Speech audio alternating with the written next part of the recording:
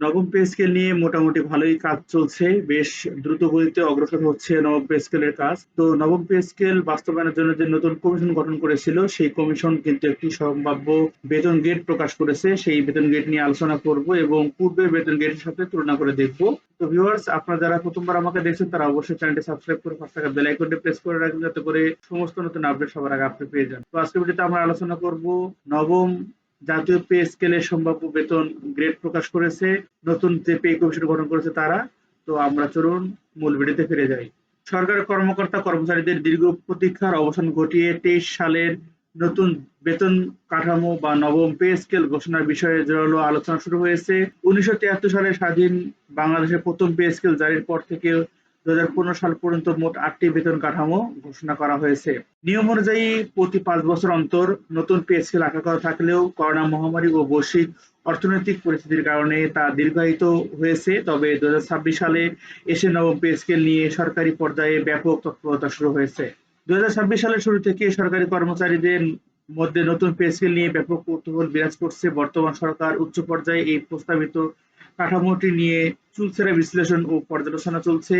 সচিবালয় সূত্রে জানা গেছে, একটি 10 সদস্যের বিশেষ কমিটি সুপারিশগুলো যাচাই বাছাই করছে।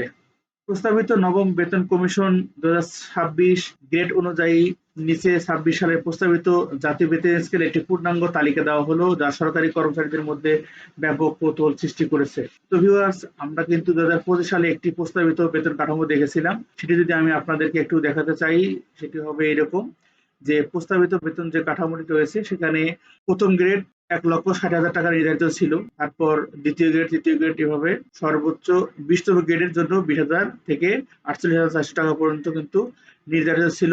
2025 সালের যে বেতন স্কেল অন্তর্বর্তীকালীন সরকার থেকে নির্ধারিত ছিল সেটি ছিল এরকম। তো এবার নতুন করে তারা একটু পরিমার্জনা করেছে। আপনারা হয়তোবা দেখলেই বুঝতে পারবেন যে কি চেঞ্জ হয়েছে। তো চলুন আমরা নতুন যে প্রস্তাবিত বেতন কাঠামোটি আছে সেটা একটু দেখে নিই। নতুন প্রস্তাবিত বেতন কাঠামোর মধ্যে প্রথম গ্রেড তাদের 1,60,000 টাকা নির্ধারণ করেছে, সেম রয়েছে।